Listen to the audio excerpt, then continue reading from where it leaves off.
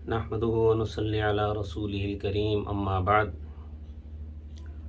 اعوذ باللہ من الشیطان الرجیم بسم اللہ الرحمن الرحیم انا اوحینا الیک کما اوحینا الی نوح والنبیین من بعده واوحینا الی ابراہیم واسماعیل واسحاق ویعقوب والاسباط وعیسیٰ وایوب ویونس وہارون وسلیمان وآتینا داود زبورا ورسلا قد قصصناهم عليك من قبل ورسلا لم نقصصهم عليك وكلم الله موسى تكليما صدق الله العظيم۔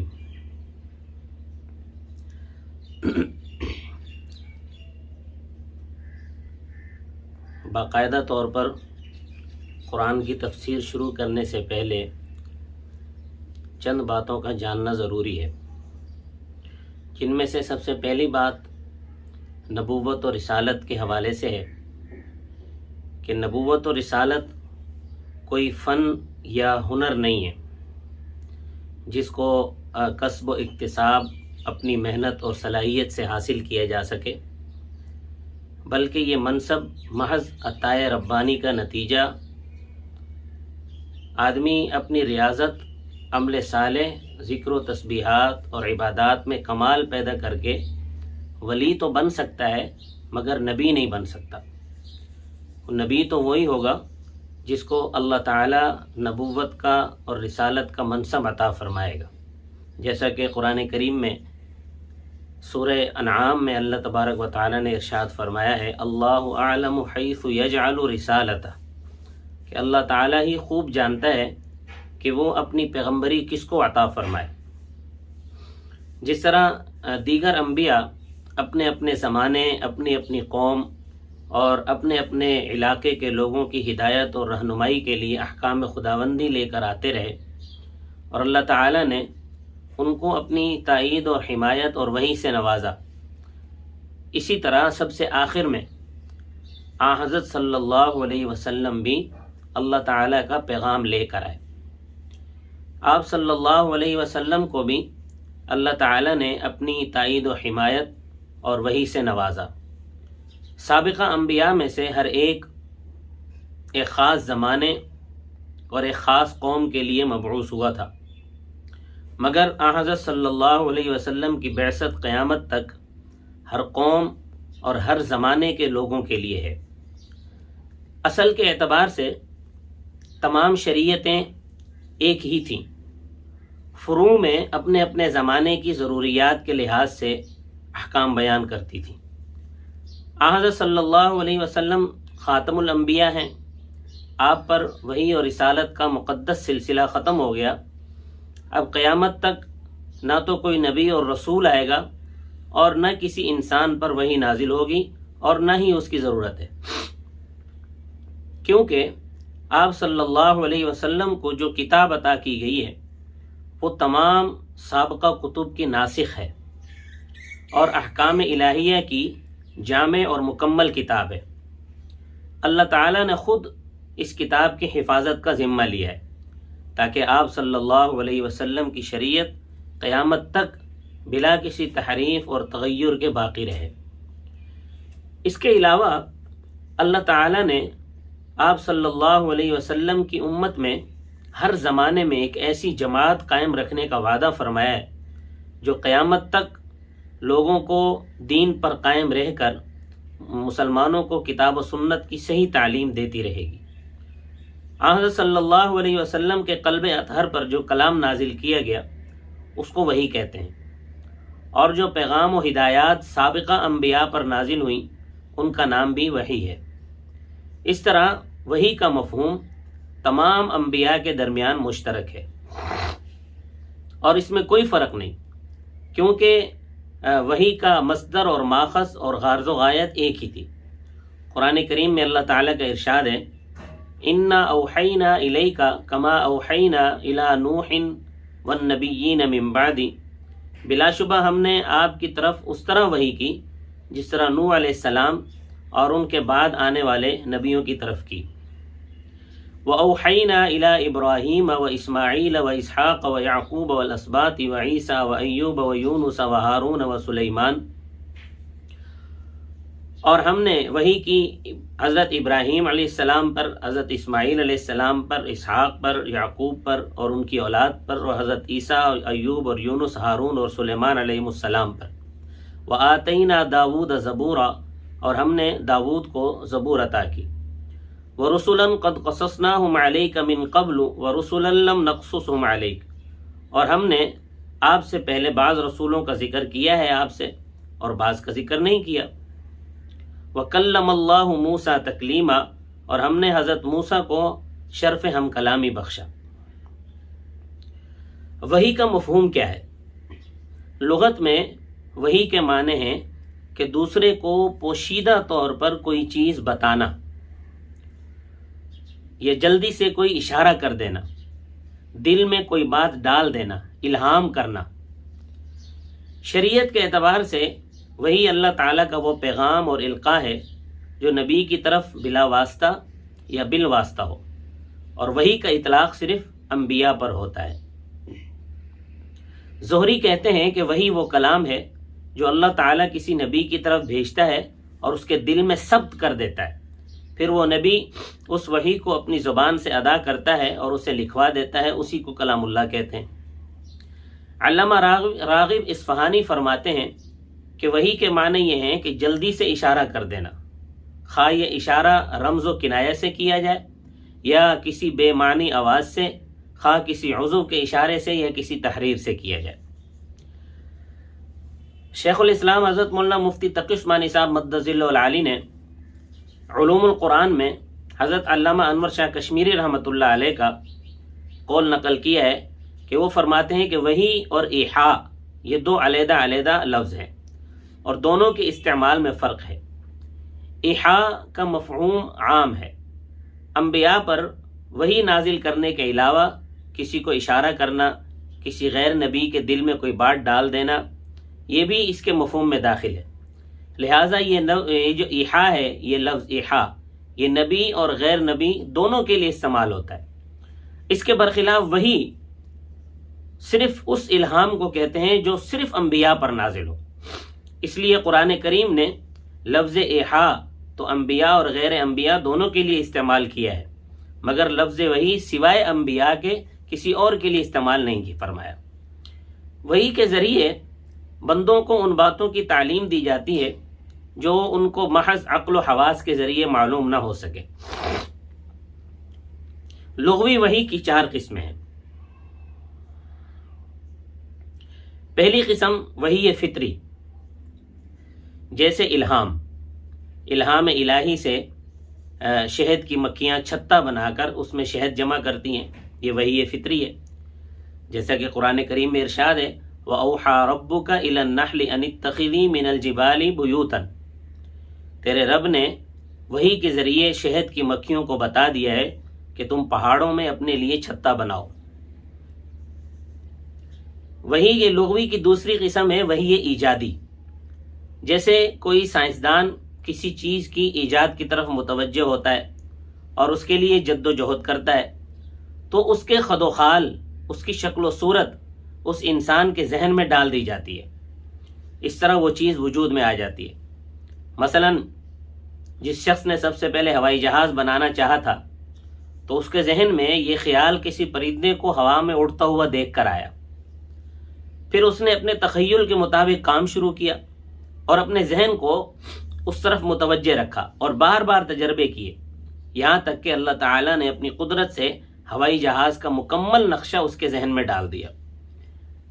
یہی وہ وحی اور الہام ہے جو عام انسانوں کو ہوتا ہے، خواہ مومن ہو خواہ غیر مومن ہو، جیسا کہ ارشاد باری تعالیٰ ہے کُلًّا نُمِدُّ هَؤُلَاءِ وَهَؤُلَاءِ مِنْ عَطَاءِ رَبِّكَ وَمَا كَانَ عَطَاءُ رَبِّكَ مَحْظُورًا۔ بنی اسرائیل، مومن اور غیر مومن جب کوشش کرتے ہیں تو ہم ان کو مدد دیتے ہیں، اور تیرے خدا کی فیض اور بخشش کسی پہ بند نہیں ہے۔ وحی کی تیسری قسم ہے وحی عرفانی، یہ اولیاء کے ساتھ مختص ہے۔ جب کوئی ولی اتباع شریعت اور ریاضت و مجاہدہ سے تزکیہ و تصفیہ قلب حاصل کر لیتا ہے تو الہام کے ذریعے اس پر خاص علوم کی راہیں کھل جاتی ہیں، جیسا کہ قرآن کریم میں ارشاد ربانی ہے والذین جاہدوا فینا لنہدینہم سبلنا، کہ جو لوگ ہماری اطاعت اور ہمارے دین میں مجاہدہ کرتے ہیں ہم ان پر ہدایت کی خاص راہیں کھول دیتے ہیں۔ وہی کی جو یہ 3 قسمیں ہیں جو میں نے ابھی بیان کی ہیں، یہ غیر انبیاء میں پائی جاتی ہیں، خواہ وہ حیوان ہو یا انسان ہو یا اولیاء ہو۔ چوتھی وحی کی قسم ہے وحی شرعی۔ یہ وحی صرف انبیاء علیہم السلام کے ساتھ خاص ہے۔ اس کی حقیقت یہ ہے کہ اللہ تعالیٰ کی طرف سے فرشتے کے ذریعے یا براہ راست خواب یا بیداری میں الفاظ کی شکل میں اللہ تعالیٰ کی ہدایت نبی کی ذات میں منتقل ہو جائے، اس کو شرعی وحی کہتے ہیں، اور یہی نبوت کی روح ہے۔ اب شرعی وحی کی کئی قسمیں ہیں، ان میں سے ایک قسم ہے وحی قلبی، کہ اللہ تعالیٰ براہ راست نبی کے دل میں کوئی بات ڈال دیتا ہے، اس میں نہ تو فرشتے کو واسطہ بنایا جاتا ہے اور نہ ہی نبی کی قوت سامعہ اور حواس کو، اور نہ ہی نبی کو کوئی آواز سنائی دیتی ہے، بلکہ کوئی بات دل میں بیٹھ جاتی ہے اور اس کے ساتھ ہی یقین ہو جاتا ہے کہ یہ اللہ تعالیٰ کی طرف سے ہے۔ یہ کیفیت نبی کی، یہ کیفیت بھی خواب میں بھی ہو سکتی ہے اور بیداری میں بھی ہو سکتی ہے، دونوں حالتوں میں ہو سکتی ہے۔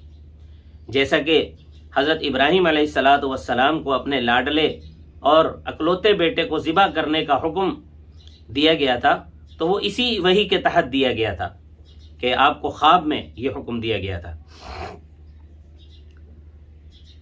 وحی شرعی کی دوسری قسم ہے تکلم ربانی۔ اس میں اللہ تعالیٰ براہ راست نبی سے کلام کرتا ہے، اس میں فرشتے کا واسطہ نہیں ہوتا، بلکہ نبی کو آواز سنائی دیتی ہے جو مخلوقات کی آواز سے جدا اور عجیب و غریب کیفیت کی حامل ہوتی ہے۔ جو انبیاء اس آواز کو سنتے ہیں وہی اس کی کیفیت کو بھی پہچانتے ہیں، عقل اس کا ادراک نہیں کر سکتی۔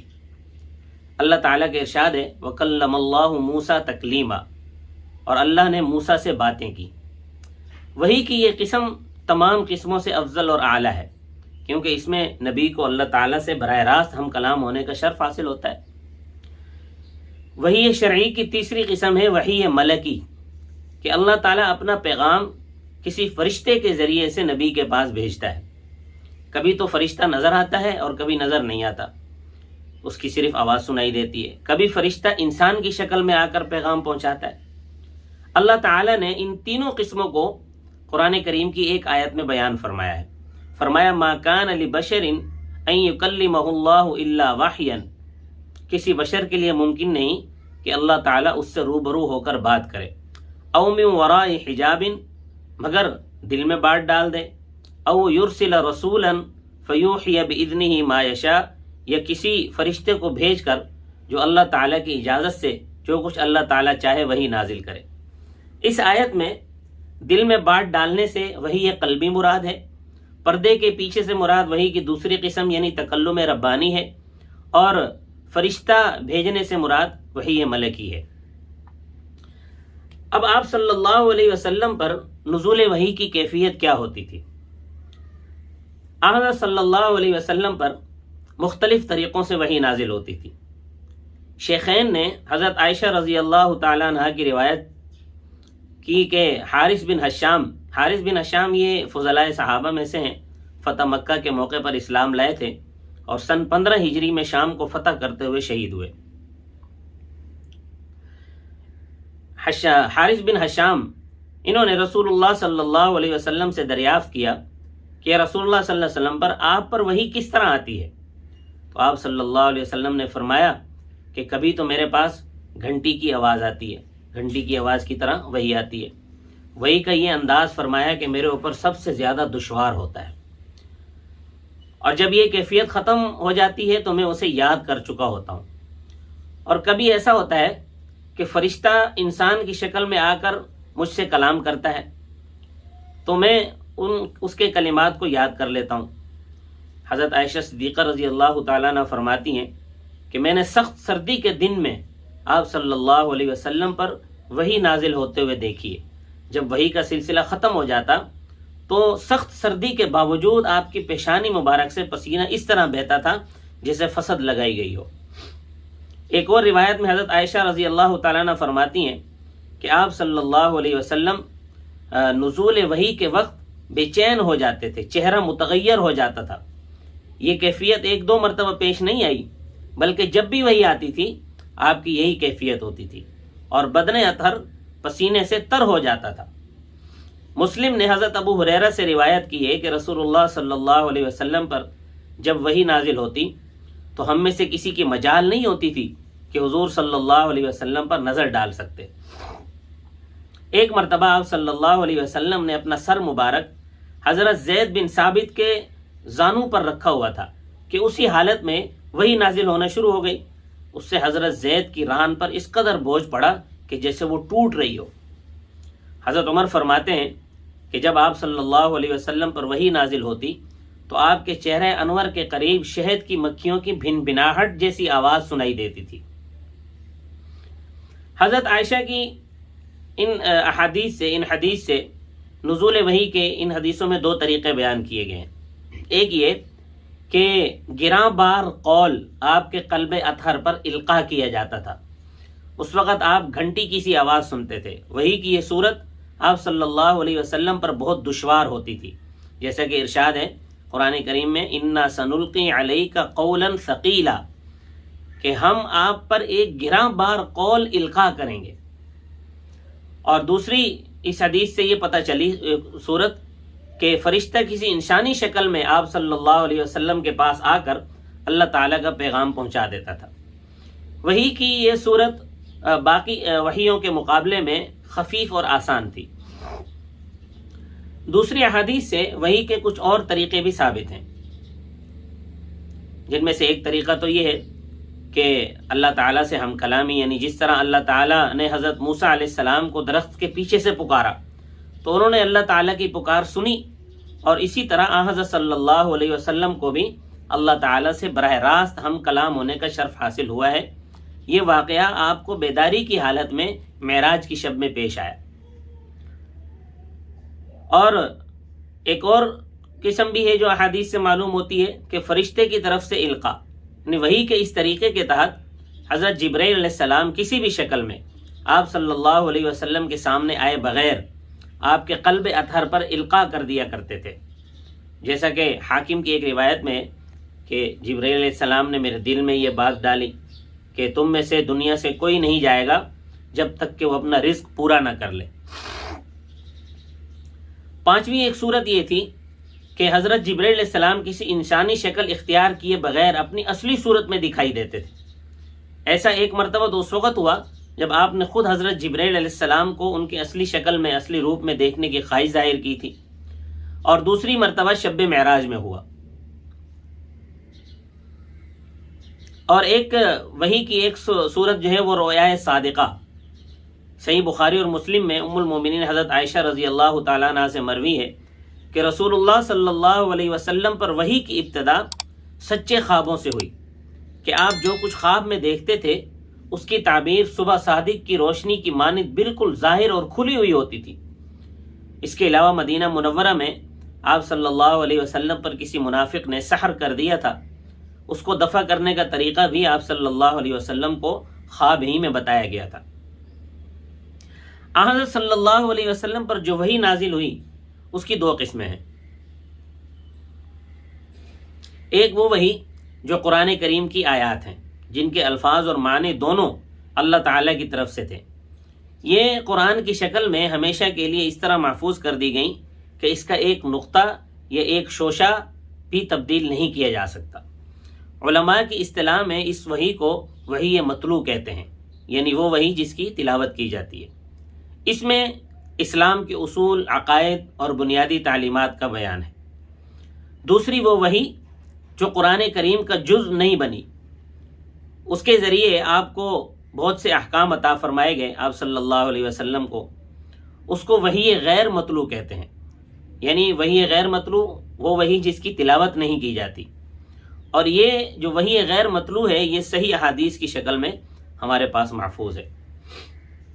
مجھے امید ہے کہ آپ حضرات کو وحی کی تمام قسمیں اور نبوت اور رسالت کا منصب کیسے ملتا ہے اور کس کو عطا ہوتا ہے، یہ آپ تفصیل سے سمجھ گئے ہوں گے۔ اللہ تبارک و تعالی ہمیں سب کو کامل ایمان نصیب فرمائے۔ وما علینا الا البلاغ المبین۔